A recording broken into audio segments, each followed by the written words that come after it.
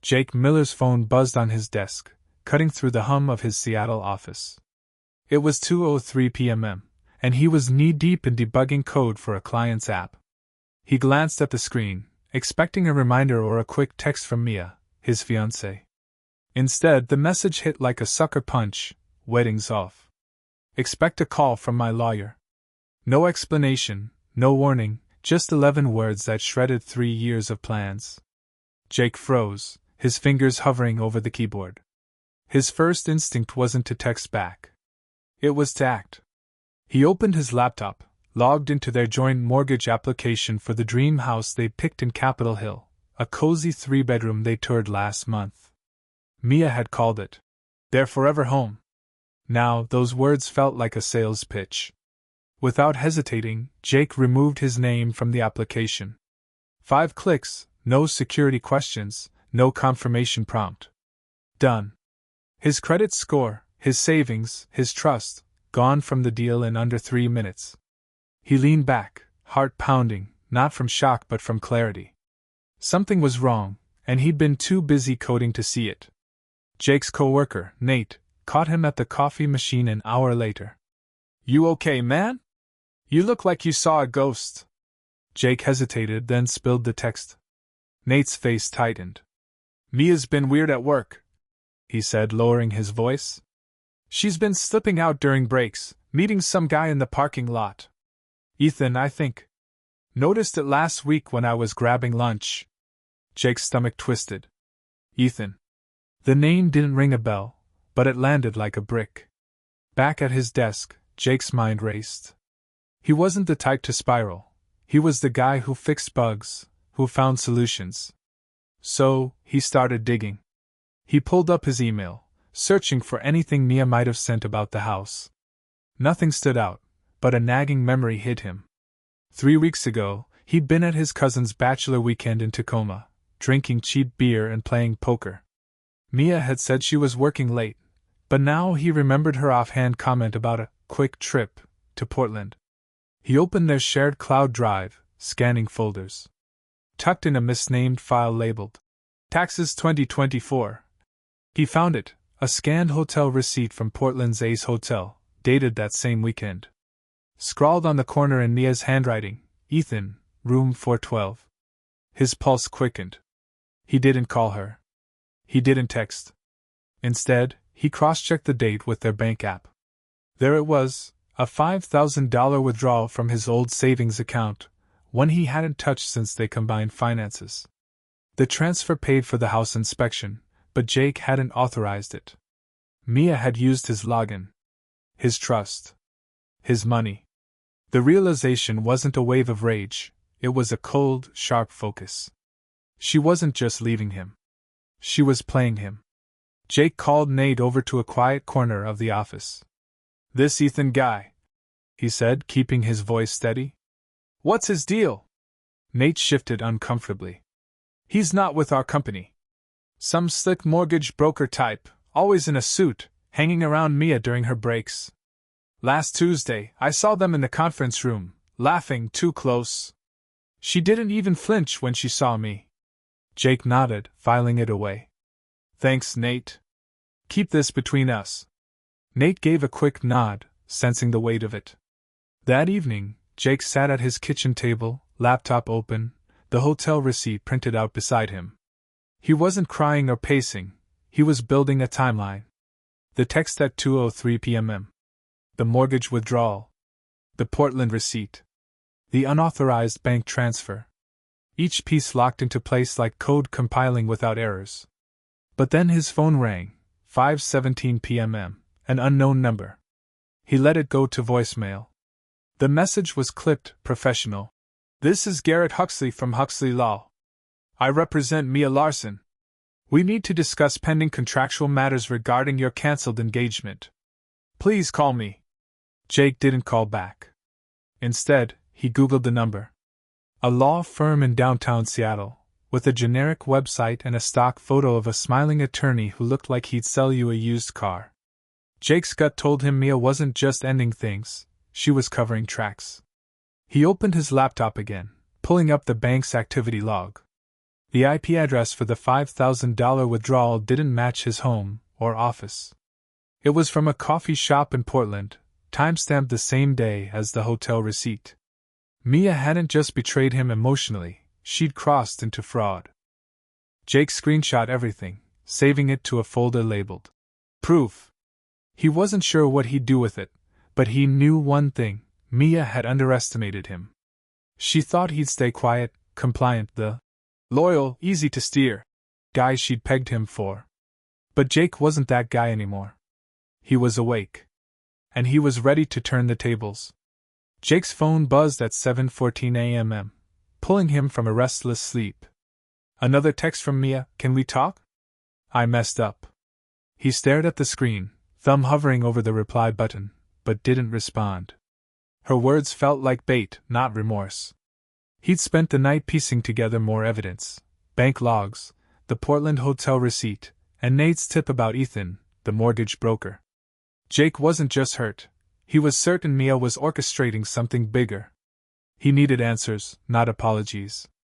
At his Seattle office, Jake kept his routine tight: coding, coffee, no small talk. But his focus was on his personal laptop, where he'd started cross-referencing Mia's digital trail. He found an email she'd sent herself from his account, forwarding the mortgage approval. The timestamp matched the Portland coffee shop IP. She'd been sloppy, assuming he'd never check. Then, a new clue surfaced: a notification from their shared cloud drive. Mia had accessed it at 3 a.m., downloading the same Taxes 2024 folder with the hotel receipt. She knew he'd found it. Jake called Nate during lunch, meeting him at a noisy food truck lot to avoid eavesdroppers. "Did Mia ever mention a list or spreadsheet?" Jake asked, keeping his voice low. Nate frowned, thinking. "Once, at a team happy hour. She laughed about tracking prospects like it was a game. I thought she was joking about dating apps." Jake's jaw tightened. "It's not a joke. I found a file on her laptop, names, notes, like a playbook. My name's on it, loyal, 800 plus credit, easy to steer." Nate's eyes widened. "That's cold, man. What's her angle?" Jake leaned in. "She's not just cheating. She's scamming, and Ethan's in on it." Back home, Jake cracked Mia's laptop password. It was their old anniversary date, a detail that stung. Inside a hidden folder, he found the spreadsheet. Dozens of names, coded descriptions: Mark, ambitious, flaky, bad credit. Tom, clingy, decent savings. Next to his name, more notes: predictable, won't suspect. The file tracked interactions, dates, even estimated financial gains. Mia had played him like a chess piece, and the house was her checkmate. But why involve Ethan? Jake dug deeper, finding an email thread between Mia and an E. Carter, discussing accelerated approvals and splitting equity. The pieces clicked. Ethan was rigging the mortgage process. His phone rang. Garrett Huxley, the lawyer. Jake answered this time, voice calm. "Mr. Miller, we need to discuss your withdrawal from the mortgage," Huxley said, clipped and formal. "It's caused complications for Ms. Larson." Jake cut in. "No contracts bind me to Mia. She accessed my savings without permission. That's fraud. Direct your calls elsewhere." He hung up, heart racing. Minutes later, a voicemail from Huxley now rushed. "We need to resolve this amicably. Call me." Jake ignored it, sensing Mia's panic through her lawyer's tone. Then, a breakthrough. Jake checked his bank's security logs again and found a second unauthorized login, this time from a Seattle IP, 2 days ago. He traced it to a downtown co-working space. On a hunch, he searched Ethan Carter online. A LinkedIn profile popped up: mortgage broker, flashy headshot, tied to a shady firm with reviews hinting at creative financing. Jake screenshot it, adding it to his proof folder. Then, a text from an unknown number: "Stop digging, Jake. You'll regret it." No name, but he knew it was Ethan. The threat didn't scare him, it confirmed he was close. Jake met Nate again that evening at a dive bar, away from prying eyes. "Ethan's not just a fling. Jake said, sliding his phone over with the email thread. He's part of a scam. Mia used my credit to fast-track the house loan, planning to cut me out after. Nate whistled low. I heard more today. A guy in HR, Tommy, said Mia offered him $300 to erase Ethan's visitor logs at work. She's covering tracks. Jake nodded, his mind already racing ahead. She thinks I'll stay quiet. She's wrong. That night, Jake found a locked notebook in Mia's drawer, her manifestation journal. He pried it open with a screwdriver. Inside, no dreams, just plans. Secure high credit partner. Push joint accounts. Control narrative if exposed. His name appeared again. Jake will fold under pressure. Use silence to guilt him. She predicted his every move, except one: he wasn't folding. He scanned every page, saving them to his encrypted drive. Then, a knock at his door, sharp, deliberate. His pulse spiked. Through the peephole, no one. Just an envelope taped to the door. Inside, a printed screenshot of his lease, red sharp is scrawled across it. Wrong questions, Jake. Ethan was watching, but Jake wasn't backing down. He was ready to strike. Jake clutched the envelope with the lease screenshot, the red sharper words, wrong questions, Jake, burning into his mind. It was 9:47 p.m., and the Seattle night buzzed faintly outside his apartment. Ethan wasn't just a player in Mia's scam. He was dangerous, and he knew where Jake lived. But Jake wasn't rattled. The threat felt like a crack in Ethan's armor, a sign he was nervous. Jake plugged his flash drive into his laptop, backing up the lease note alongside the hotel receipt, bank logs, and Mia's chilling spreadsheet. He wasn't just collecting evidence now, he was building a weapon. The next morning, Jake called Nate before heading to work. Ethan left a note on my door last night, he said, voice steady. He's watching me. Nate cursed under his breath. Man, this guy's unhinged. I dug around. Tommy in HR said Ethan's been in and out of the office for months, always with Mia. He's got a rep for shady deals at that mortgage firm. Jake nodded, processing. I'm not waiting for his next move. I'm reporting this to someone who can hit him hard. He hung up, opened his laptop, and drafted an email to the Washington State Department of Financial Institutions, attaching every file, the spreadsheet, bank logs, emails with E. Carter, and the threatening note. Subject line, urgent, mortgage fraud scheme with internal collusion. He hit send, heart pounding but resolute. At the office, Jake kept his head down, coding like nothing was wrong. But his phone buzzed relentlessly. Mia, texting again. I know you're mad, but we need to talk. I'm scared. He didn't reply. Then, a call from Garrett Huxley, her lawyer, at 11:32 a.m. Jake let it go to voicemail. Huxley's tone was frantic now. Mr. Miller, withdrawing from the mortgage has put Ms. Larson in a precarious position. We can settle this quietly. Call me. Jake smirked. Mia was unraveling, and her lawyer was her mouthpiece. He saved the voicemail, another piece for his growing arsenal. By noon, Jake found a new clue. Checking his bank app, he noticed another unauthorized login attempt on his savings account, blocked by two-factor authentication. The IP traced to a Seattle library? Ethan was getting desperate, trying to cover his tracks. Jake called the bank, reporting the attempt. The rep, a no-nonsense woman named Carla, confirmed they'd flagged his account for suspicious activity. We're escalating this to our fraud team, she said. You've got everything documented? Jake confirmed, forwarding her the same files he'd sent the state agency. Good, Carla said. This looks like a pattern. You're not the first to report this broker. That evening, Mia showed up at his apartment unannounced, knocking softly at 6:15 p.m. Jake opened the door, keeping it cracked. She held a coffee cup, a weak attempt at nostalgia. Jake, I'm in trouble, she said, voice low. Ethan's not who I thought. He's threatening me.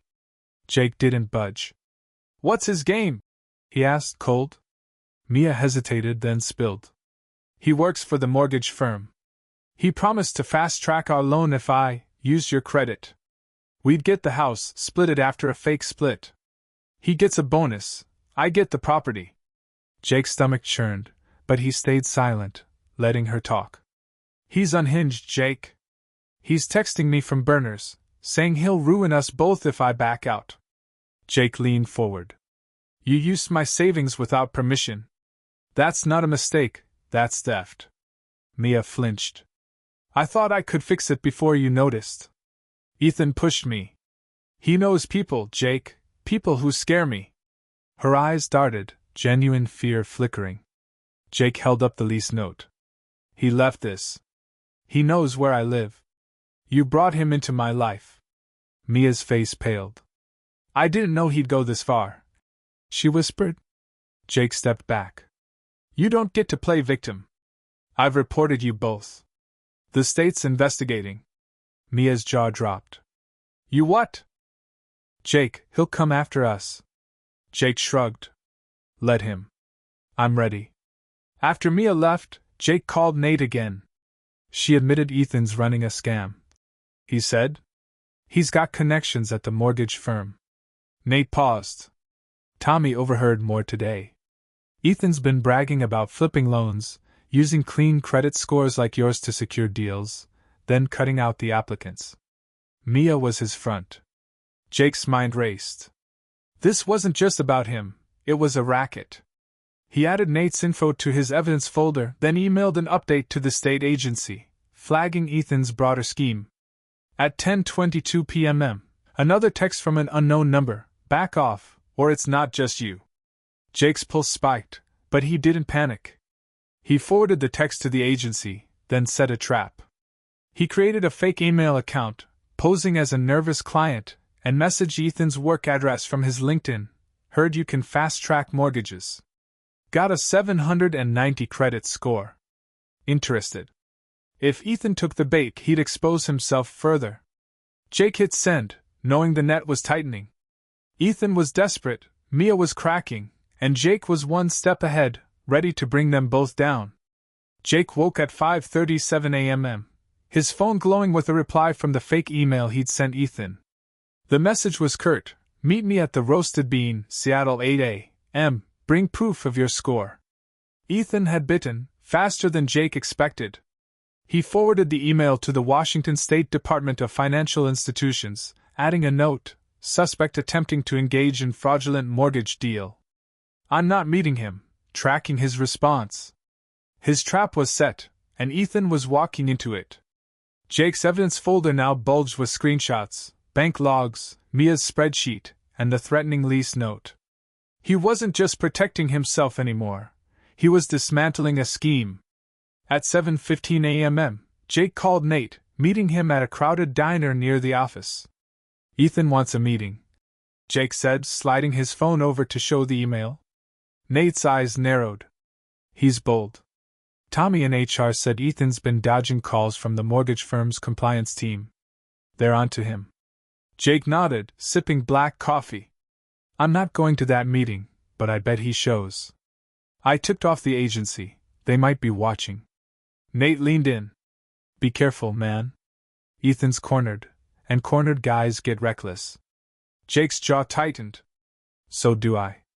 By 9:02 a.m., Jake got a call from an unknown number. He let it go to voicemail. A woman's voice, sharp and official. Mr. Miller, this is Agent Laura Chin, Department of Financial Institutions. We've received your submissions. Do not engage with Ethan Carter. We're monitoring him. Call me at this number. Jake dialed back immediately. Agent Chin, I got another threat last night, he said, forwarding the latest burner text. Chen's tone was steady. We've linked Carter to 3 other fraudulent loans. Your evidence is critical. Stay low, and don't contact Mia Larson. Jake agreed, but Mia was already texting. Jake, Ethan knows you're talking to someone. He's furious. I'm scared. Jake didn't respond. Instead, he checked his bank app, another blocked login attempt, this time from a Tacoma IP. Ethan was scrambling, trying to access Jake's accounts again.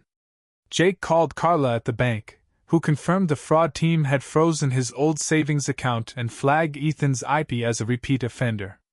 "We're coordinating with state investigators," Carla said. "Your documentation's airtight." Jake hung up, his resolve hardening. Ethan's moves were sloppy now, and Mia's panic was spilling over. At 1:14 p.m., Mia showed up at his apartment, banging on the door. Jake opened it, keeping his stance firm. "You can't keep dodging me," she said, voice shaking. "Ethan's out of control.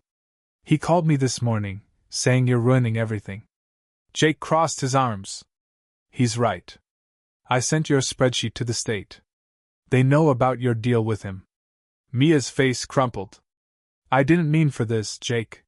He promised it'd be clean, use your credit, secure the house, split it later.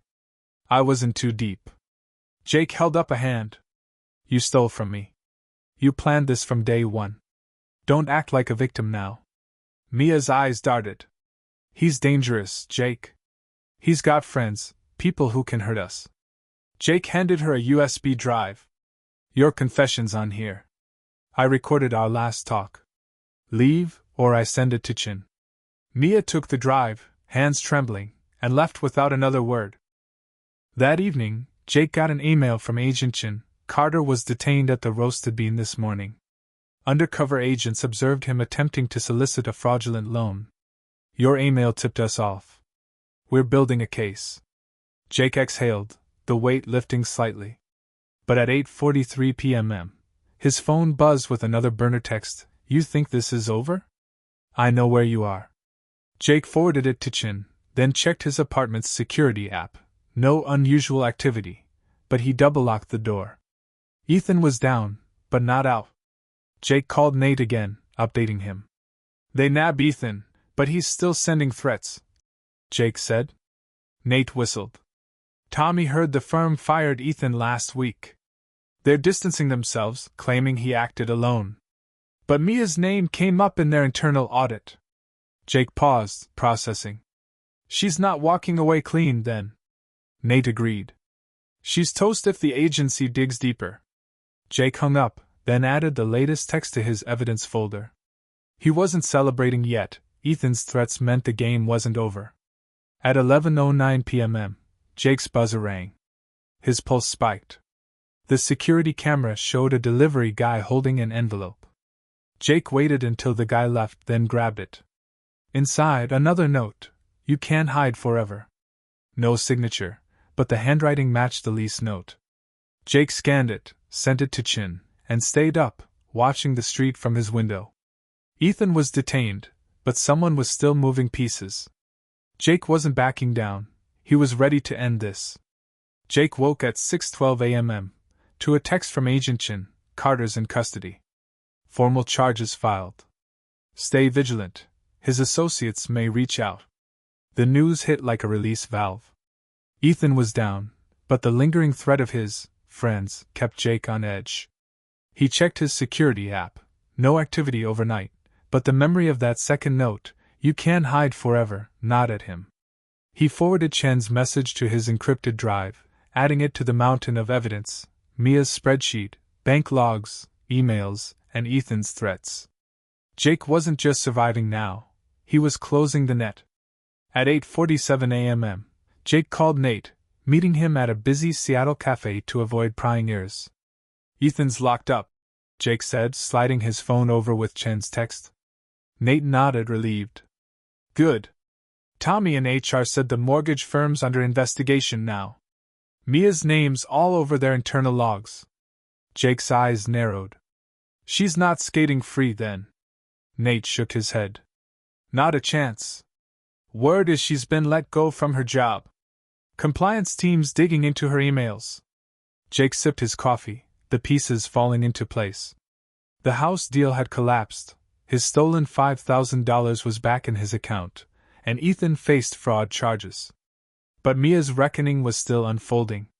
By noon, Jake got an email from the mortgage lender, a terse apology. "We've terminated Ethan Carter's employment. Your cooperation has been noted." No mention of Mia, but Jake knew the agency was circling her. He called Shin to confirm. "Ms. Larson's under scrutiny," Chen said, voice clipped. Your recordings and spreadsheet tied her to Carter's scheme. She's cooperating to reduce her exposure, but she's not clear yet. Jake hung up, a quiet satisfaction settling in. He hadn't screamed or raged, he'd let the truth do the work. At 3:22 p.m., Mia texted again, I'm leaving Seattle.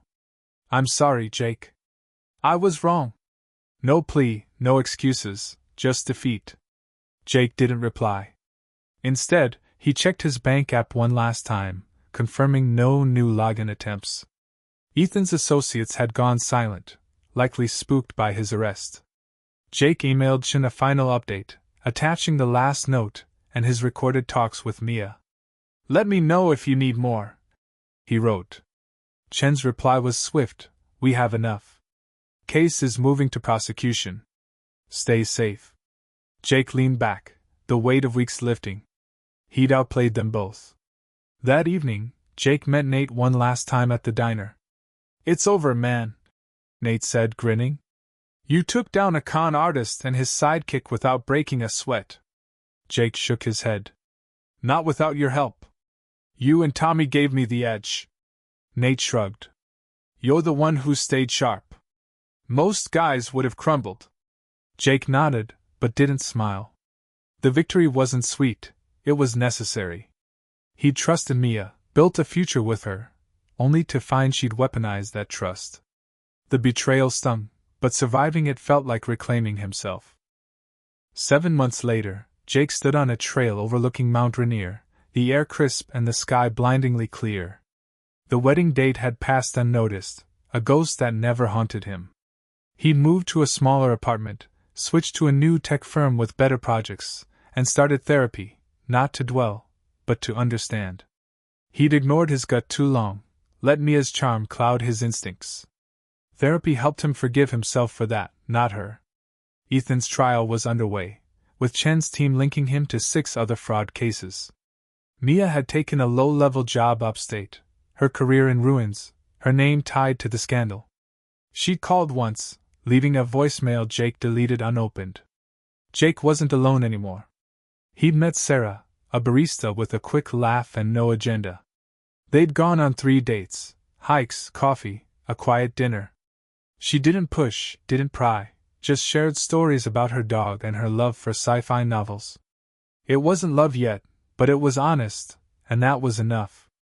As Jake descended the trail, his phone buzzed, a text from Sarah, beat you to the summit next time? He grinned, typing back, challenge accepted. Back in Seattle, Jake sat at his new desk, his cat curled nearby. He opened his laptop, not to check evidence, but to sketch a new app idea.